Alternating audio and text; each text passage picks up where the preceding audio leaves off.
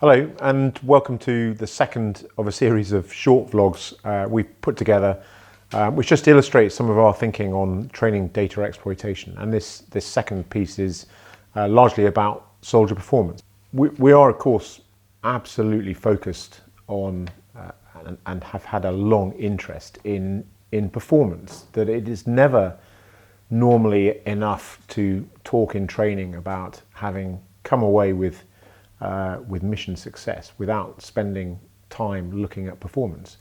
And this is the same in sport. All good sports teams, whether they're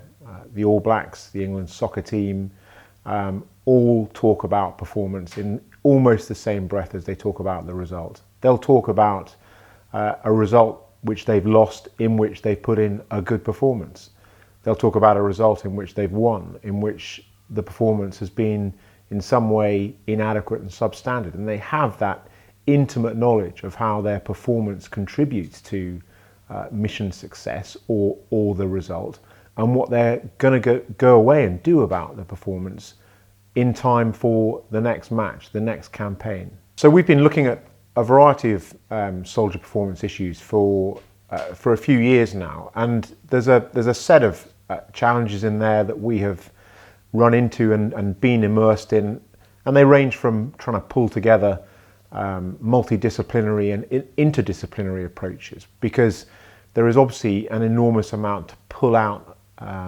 from the physiological dimension, the psychological dimension, alongside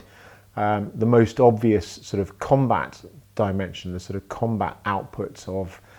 numbers of rounds fired, numbers of rounds hit in a live simulation environment. So we've wrestled with those. We've wrestled hard with how individual performance contributes to team to section or squad, section and squad level performance to platoon, how these things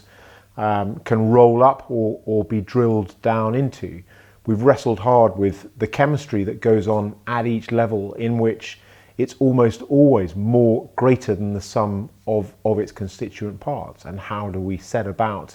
measuring or at least characterizing that aspect. We've experimented with a form of universal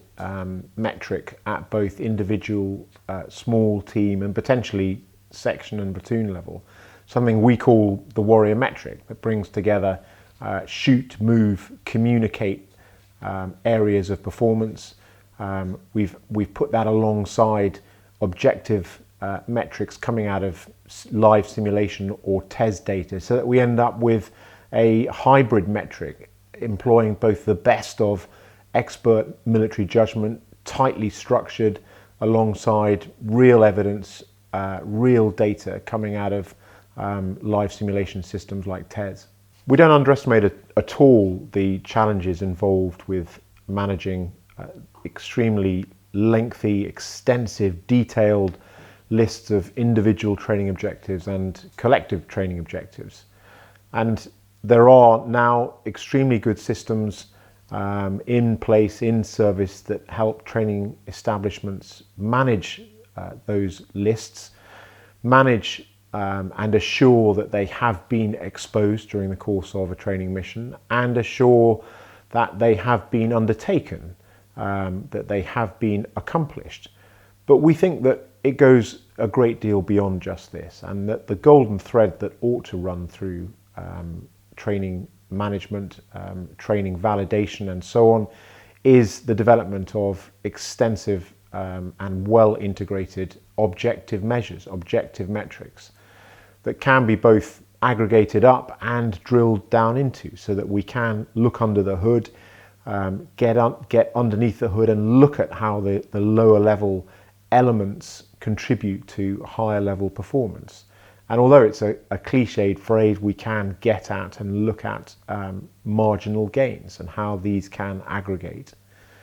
So that golden thread is extremely important to us, and something that we've spent a great deal of time and effort looking at during the course of experimentation activities, which in turn has taught us that much of this is perhaps more possible than many people have given credit for up until now. I guess we ultimately envisage decision makers in the chain of command, whether owning the training, owning the operational outputs as unit commanders, as subunit commanders, being able to make decisions based on better evidence. And that is evidence that is not just the view of expert observers, which we accept is largely the case today, not just based on the unique perspective of commanders inside the system,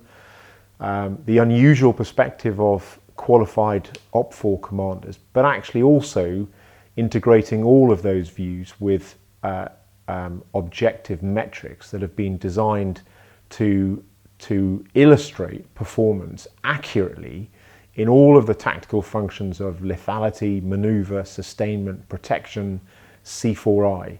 and to bring all of that together to provide better informed evidence for those decision makers.